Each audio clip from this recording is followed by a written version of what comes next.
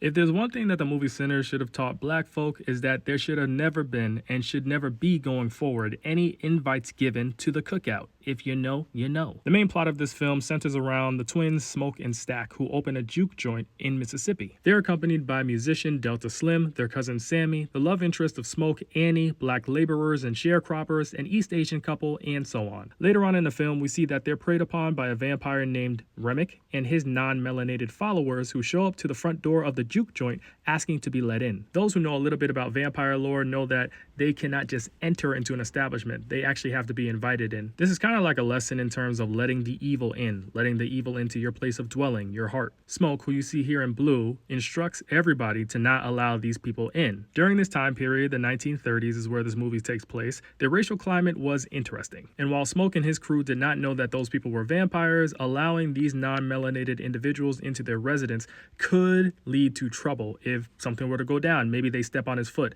Now, next thing you know, you got the white hooded figures coming after you. What I will say is that Remick is polite in wanting to be let in. He asks nicely and even offers money. Later on, they finally get into the establishment, thanks Grace, and they cause a huge commotion which leads to a lot of lives being lost. This should be a lesson to black folk that a lot of what we have, cultural nuances, music, style, mannerisms, etc., should be kept in-house. For far too long, there have been many instances where black people have allowed non-blacks to be in our spaces, or we have shared our gifts with non-black individuals for money, access to other institutions, or access to something outside of blackness only to be used by these groups, or to experience these groups engaging in cultural appropriation, degradation, and commodification of black people. We've seen this with music, dance, style, inventions, etc. Now, I'm not saying that black people shouldn't mingle with other groups. What I'm saying is some cultural things, let's just keep to ourselves.